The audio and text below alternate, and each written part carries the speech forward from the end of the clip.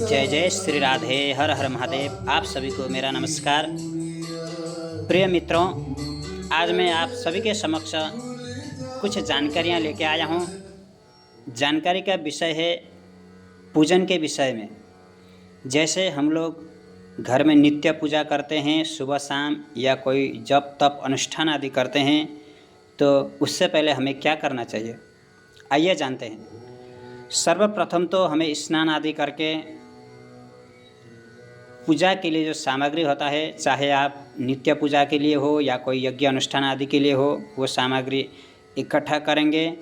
उसके बाद में आपके पास ये पात्र होना चाहिए, पंचपात्र कहते हैं इसको। अगर आपके पास ये पात्र नहीं है तो आप किसी दूसरे पात्र, लोटा या कोई छोटा सा पात्र में आप जल भर के लेके आएंगे। उसके बाद में सर्वप्रथम हमें करना है, आसन बिछाएंगे। आसन बिछाने के बाद में आप उस आसन पर बैठ जाएं, हमें बैठना चाहिए। उसके बाद में हमें सर्वप्रथम पवित्रीकरणम करना होता है। जैसे हम दायां हाथ से थोड़ा सा जल बायां हाथ के हथेली में डालेंगे। उसके बाद में हमें अनामिका, जो दाहिने हाथ का जो अनामिका अंगुली है, उससे हम इसको पवित्रीकरणम करेंगे। ओम अपवित्र पवित्रो वा सर्वावस्थांगतोऽपि वा यस्मरेत् पुंडरीकाक्षं सवायभ्यन्तरशुचिः। ओम पुंडरीकाक्षं पुनान्तु पुंडरीकाक्षं पुनान्तु। जिनको मंत्र आता हो वह तो मंत्र सहित करेंगे, और जिनको मंत्र नहीं आता हो वैसे ही करेंगे। उसके बाद में हमें करना है आचमन। जो त्रिराचमनम होता है वो आचमन हमें करना है। जैसे बायां हाथ से दाहिने हाथ के हथेली में जल डालेंगे और इसको 3 बार पिएंगे। ओम केशवाय नमः, फिर डालेंगे ओम नारायणाय नमः, फिर डालेंगे ओम माधवाय नमः। उसके बाद में फिर हाथ को धो लें, ओम ऋषिकेशाय नमः। हस्तौ प्रक्षाल्य।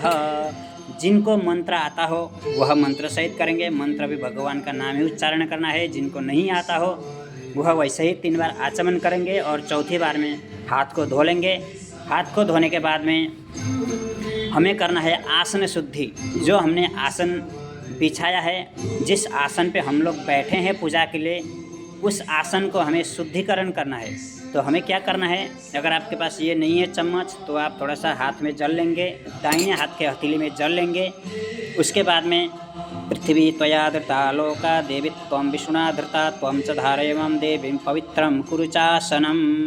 अगर आपको मंत्र नहीं आता हो तो कोई बात नहीं है, आप हथेली में जल लेंगे तो दोनों तरफ, आसन के दोनों तरफ जल गिराएंगे। उसके बाद में आसन के नीचे थोड़ा सा जल गिराएंगे। अगर आपको मंत्र आता हो तो आप मंत्र सहित कर सकते हैं। उसके बाद में हमें करना है शिखा बंधनम। जो शिखा होता है हमारा, शिखा को बंधन करना होता है। किसी अनुष्ठान, जब तब पूजा आदि में हम लोग शिखा बंधन करते हैं, तो उसको शिखा बंधन करना होता है। जिनको मंत्र आता हो वह मंत्र सहित करेंगे, और जिनको मंत्र नहीं आता हो वो अपनी शिखा को बंधन करेंगे। ओम मानस्तोके तनये मान आयुखि मानो गोखु मानो अस्वे खुरीरिकः मानो वीरन द्रवामिनो बदिरहविकमन्तः सदमित्वा हवामहे। शिखा बंधन करने के बाद में हमें करना है स्वस्ति तिलक धारणम। जो भगवान के लिए हमने चंदन बनाया है, उस चंदन को हमें यूज नहीं करना है, हमें उसको प्रयोग में नहीं करना है। हम अपने लिए अलग से चंदन बनाएंगे किसी दूसरे पात्र में, या थोड़ा हथेली में चंदन बनाएंगे, और उस चंदन को हम लोग धारण करेंगे। क्योंकि जो भगवान के लिए हमने चंदन बनाया है, उस चंदन को हम पहले ही धारण करेंगे तो वह चंदन जूठा हो जाएगा।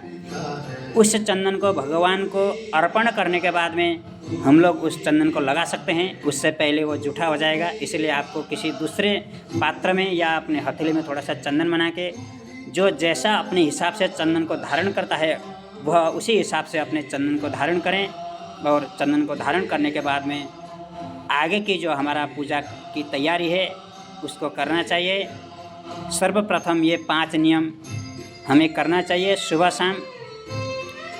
किसी को पता नहीं रहता है, इसलिए मैंने इस वीडियो के द्वारा आप सभी के समक्ष जानकारी लेके आया हूँ। क्योंकि हम नित्य पूजा सभी लोग करते हैं, कई लोगों को ये चीज़ पता नहीं रहता है। चीज़ छोटा है परंतु हमारे जीवन में अति ही महत्वपूर्ण है, इसीलिए मैं लेके आया हूँ। ऐसे ही जानकारियाँ आगे भी लेके आऊँगा, और आप सबको सीखने को मिलेगा।